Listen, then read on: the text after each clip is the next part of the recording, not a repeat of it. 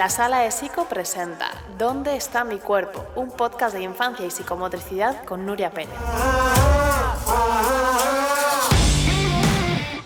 ¿Qué tal? Bienvenida, bienvenido una vez más a otro episodio del podcast ¿Dónde está mi cuerpo? El podcast de la Sala de Psico. En esta ocasión te hablo también desde Chile, Santiago de Chile. Estoy con alguien muy especial aquí en Chile, también muy conocida en España. Tati Burovich. Ella es una referente aquí en Chile. También hace, como te digo, hace mucha formación en España. Lleva muchos años en la psicomotricidad. Y la verdad es que tenía muchas ganas de hablar con ella porque traer referentes aquí a este espacio para que tú los puedas conocer, sea psicomotricista o no, me parece muy importante porque este mensaje, ¿no?, de lo que realmente es la psicomotricidad y el valor que tiene y el valor que aporta a la infancia, estoy totalmente convencida de que tiene que llegar a todo el mundo. Tati, ¿qué tal? ¿Cómo estás? Muchas gracias. Muy bien, muchas gracias a ti, Nuria, por la invitación. La verdad que estoy muy contenta de encontrarme contigo en este día hermoso acá en Santiago de Chile. Bueno, el placer es compartido.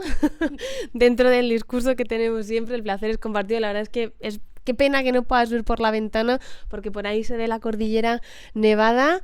Hace un día estupendo, es verdad. Y bueno, yo quería hablar contigo, Tati, de cómo está la psicomotricidad en Chile. ¿Qué situación tenéis aquí? Tu pregunta llega, yo creo, en el momento preciso.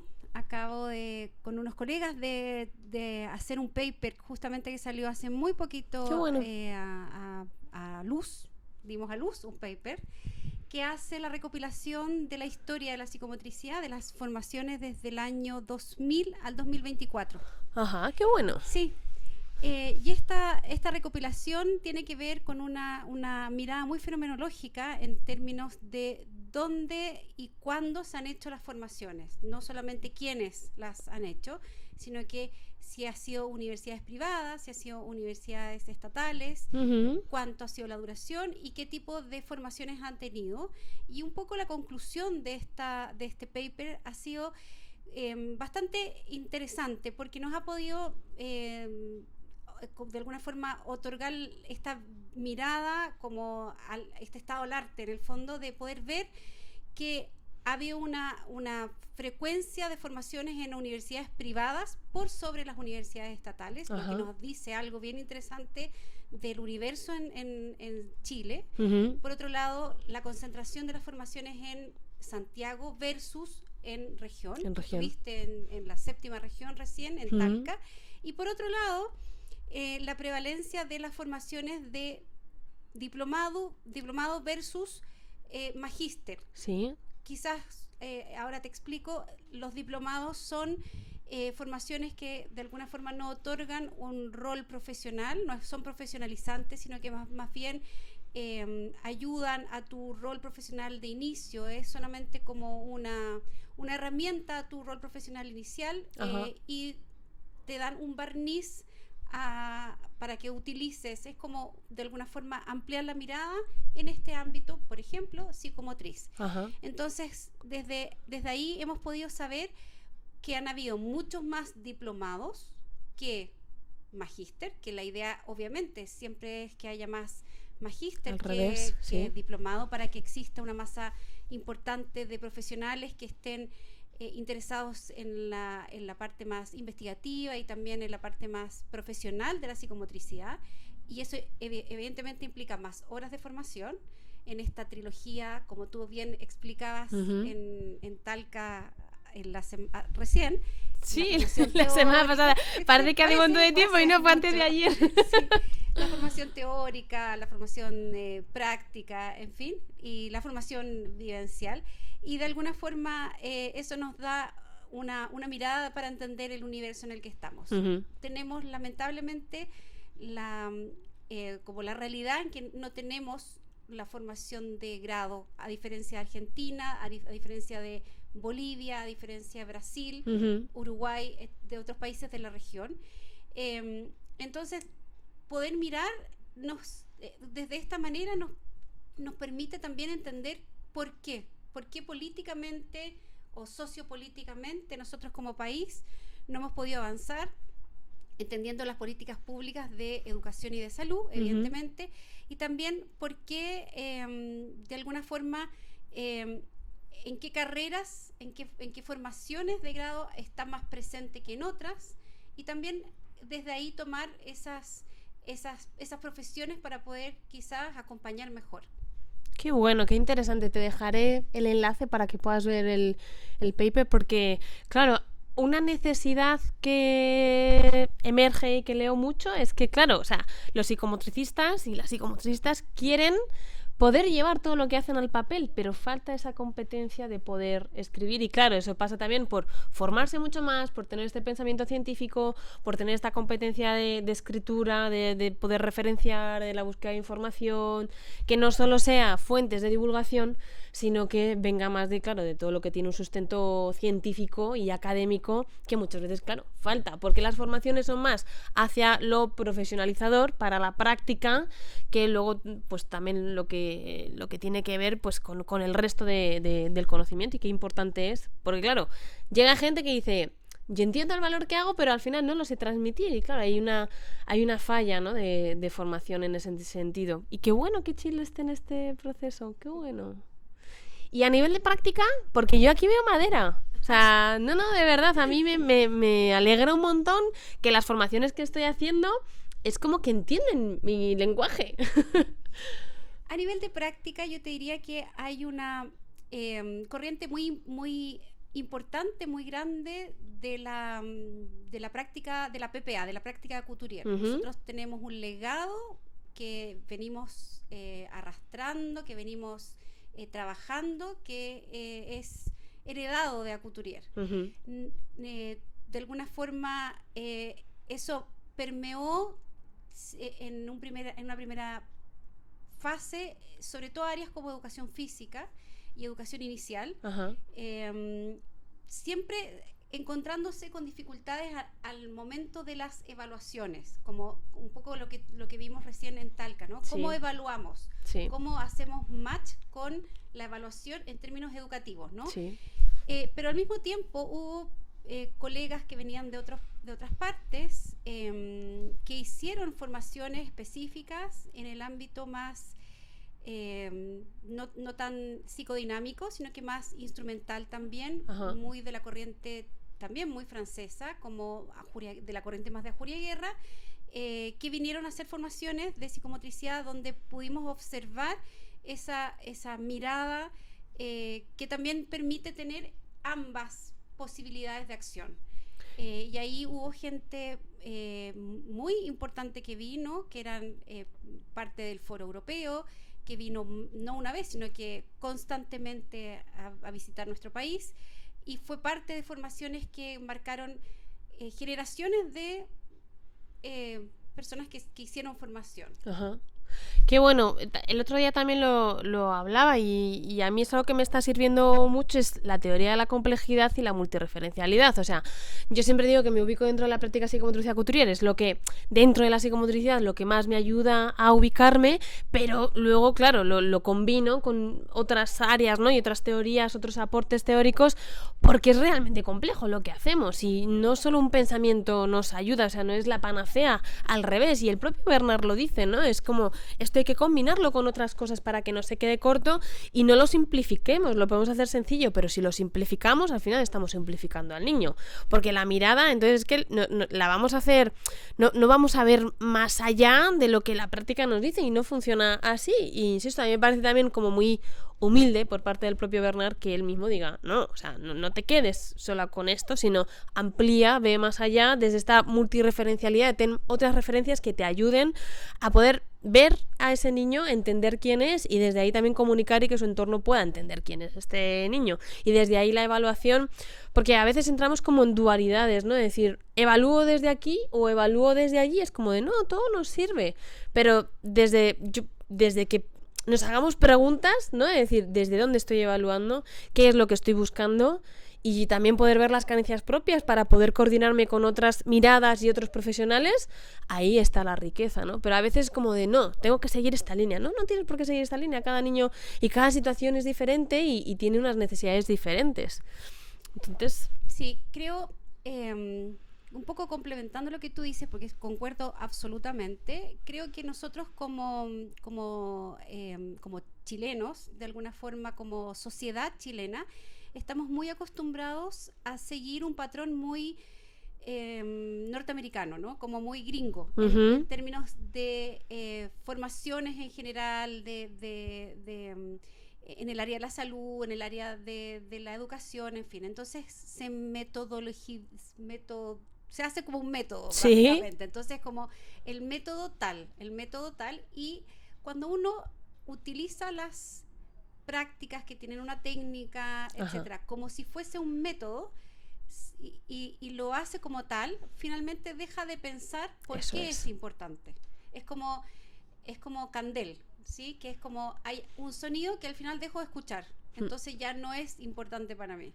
Entonces, cuando yo practico o hago la práctica psicomotriz sin pensar por qué estoy haciendo, por ejemplo, el ritual de inicio o tal momento para estos niños, le doy tal espacio dentro del dispositivo o dentro de este encuadre, sin entender que para esos niños quizás debiese haber otra posibilidad de acción, deja de tener sentido. Sí, totalmente. El preguntarse el ¿para qué hago esto? O sea, Exacto. ¿con qué objetivo? Exacto. O sea, hay muchas veces cuando... Yo siempre lo digo, cuando hablamos otro día también de neuromotricidad, motricidad, psicomotricidad, no es una cosa buena y la otra cosa mala. O sea, hay niños que necesitan hacer neuro. O sea, es así y es como...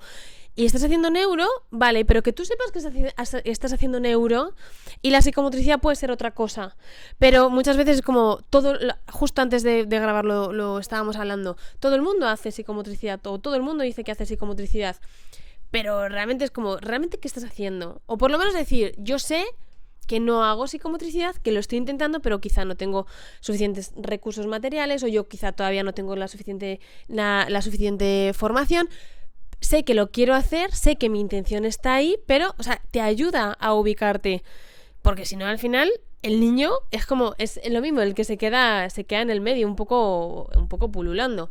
Entonces, qué bueno el poder hacerse preguntas de decir realmente qué estoy haciendo, ¿no? Y eso, y puedo hacer como, quizá, o sea, mantener el encuadre y que el encuadre sea coherente y se sostenga, sea estable, pero decir, quizá me tengo que ajustar a las necesidades que yo tengo. O sea, yo también siempre lo digo, en la sala de psico, yo hago prácticas, yo me posiciono desde la práctica psicomotriz cultural, pero yo no tengo los mismos niños con los que trabajaba Bernard, claro. Ni yo soy Bernard, ni yo tengo la sala que tenía Bernard. O sea, entonces, desde ahí, al ser una metodología y no un método, no es un recetario, yo entiendo que es una forma, es una filosofía, es una manera de mirar al niño y de acompañarlo, y entonces desde ahí yo me puedo ajustar. Pero si nos ajustamos como método, como recetario, entonces, claro, no tengo esa flexibilidad para poder ajustarme, y otra vez el que se queda en el medio es la criatura. El año pasado me tocó participar en el Congreso Mundial en Verona, en Italia, que lo organizaba la Organización Internacional de Psicomotricidad y Relajación y el Foro Europeo. Y conversando, típico así, en el café, entre conferencia y conferencia, con un colega que venía de Alemania, él me decía que había tenido la experiencia se había ido de vacaciones a un lugar donde había habido el día que aterrizó, justo el día anterior, había habido un evento climático tremendo. Entonces que él se dio cuenta que su manera de ver a los niños alemanes era súper distinta a los niños con los que se encontró ahí. Entonces empezamos a hablar de esta idea que surge mucho en pedagogía, ¿no? Como la pedagogía en emergencia, la pedagogía de emergencia. Entonces, de alguna forma tocamos justamente ese tema, que era, bueno, no son los mismos niños que uno ve en el video de Bernard, por ejemplo, no es la misma época, no habían dispositivos electrónicos, no eran los mismos padres, etcétera. Entonces, evidentemente, no podemos, si bien es la misma psicomotricidad, no podemos pensarla de la misma forma. Hay emergentes que surgen y hay, como de alguna forma, es situada. La psicomotricidad tiene que ser situada. Entonces, de cierta forma, de cierta manera, yo le decía, mira, mi realidad como chilena es un país que tiene tales características geográficas, climáticas, que hacen que el inconsciente colectivo esté en la zona central, porque hacia el norte y hacia el sur es muy lejano, Ujú. estemos siempre pensando, voy a poner un ejemplo, en terremotos, queramos o no, hayamos vivido eso o no, Mm. pero siempre en tu vida tu padre, tu madre, tus abuelos lo van a haber vivido. Entonces hay una idea preconcebida, hay una de alguna forma una memoria transgeneracional Sí. que se transmite. Entonces yo le comentaba, le dije, vamos a hacer un juego. Yo me voy a volver a mi país, tú te vas a ir a tu país y yo te voy a contar por WhatsApp cada vez que surja de forma espontánea el tema terremoto en los niños con los que yo trabajo. Te En voy a la mandar un sala. mensaje. Mm. De aquí a, no sé, un año más. Y la verdad que era sorprendente, porque no era algo que yo ponía sobre la mesa como algo a propósito, Ajá. sino que aparece en los niños. Estoy poniendo solo un ejemplo. Claro. Entonces yo le decía, yo no puedo replicar algo que tú haces en Alemania Efectivamente. o lo que haces en España aquí. Mm. Ni siquiera con los mismos materiales, Mm. sino que yo tengo que efectivamente entender el contexto, entender la historicidad, entender la individualidad, porque aquí hay una memoria y una situación Mm. que es totalmente distinta, y eso es lo que yo tengo que poner en juego. Sí, sí, totalmente de acuerdo. De hecho, ahora con todo este tema de la evaluación, que además es, el otro día no sé con quién hablaba, es lo que más se pide, esta necesidad de evaluar. Y para mí es como la competencia profesional que hay que desarrollar es la de la observación, Claro. de poder mirar a ese niño y entender quién es en el contexto en el que está, que es singular. Y que no, o sea, mirarlo desde, como hablábamos otro día, desde una línea que es más positivista, de generalizar, es que a lo mejor, es que si generalizamos, es que estás perdiendo a ese niño que tiene una historia relacional que a lo mejor te está trayendo una dificultad que conocemos porque se comparte, pero que con la creatividad de cada ser humano, por la historia que trae a nivel relacional, de vivencias, de lo que X, te la trae de una manera totalmente diferente. Entonces, claro, si no miras a ese niño en relación, además, contigo también, poniéndote en relación con tu propia historia y tu manera de estar, claro, te estás perdiendo un montón de información que es muy valiosa para entender cómo tienes que acompañar a ese niño. Entonces es como muchas veces se busca la varita mágica de cómo tengo que evaluar y es claro, y a veces, claro, es que es muy complejo, pero a veces es como, es tan complejo y tan sencillo a la vez como esto, ¿no? Pero hasta, como dicen los argentinos, hasta que te cae la ficha, pues claro, falta, pues eso, son muchas horas de vuelo en sala, ¿no? Muchas horas de sala, muchas horas de teoría, muchas horas de estudio y también muchas horas de formación corporal, de ponerte ahí. Ayer también hablábamos de la capacidad de poder sentir el placer de jugar, de poner, o sea, porque al final, y cada vez lo siento más, lo veo como tan jerárquico, es decir, yo hablo de tu cuerpo e intento generar una situación en la que tú te transformes corporalmente, pero yo no me puedo poner en juego. Y es como, desde afuera yo puedo ver cómo juegas, pero yo no me puedo poner en juego y no lo puedo jugar y no me... Entonces es como pedirte algo a lo que yo no estoy dispuesto a hacer. Y me resulta todavía no encontrar la palabra de cómo lo puedo describir, de lo que me genera, pero me parece un poco, diría, como un poco hipócrita, fíjate. Es que yo creo que ahí se juegan como... es algo que yo he pensado mucho, ¿sí? Yo creo que se juegan situaciones de dominio que están muy arraigadas culturalmente, que es que vienen incluso cosas que hemos traído desde esta idea de la construcción arquitectónica de la sala de clases. En el fondo es el dominar al otro, ¿sí? Entonces, como yo no puedo mostrarme desde esa situación como vulnerable, comillas, lúdica, porque eso me va a poner inmediatamente en otro plano, y eso podría ser peligroso. Porque pierdo el control, obviamente. Claro. Por aquí es que queda trabajo todavía, ¿eh? Claro. Pero bueno, qué bueno que está latente y lo vemos, ¿no? Cuando hacemos formación, pero que empiece a emerger, y a mí que esté aquí grabado me parece una maravilla.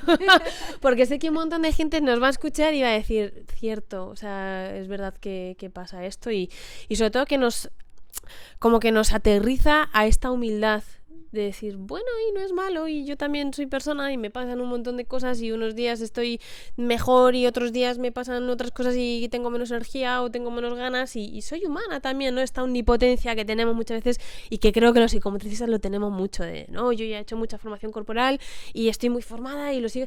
No, cada día que entras en la sala es una cosa diferente, porque tú no eres la persona que eras ayer y te pasan un montón de cosas igual que al niño. Entonces, bueno, veo un poco que en Chile queda el mismo camino que hacer que en España, pero también me tranquiliza el saber que existe esta conciencia de que todavía lo que queda por hacer, pero que está ahí la intención de seguir trabajando en eso. Yo creo que en general queda mucho camino para la psicomotricidad. Sí.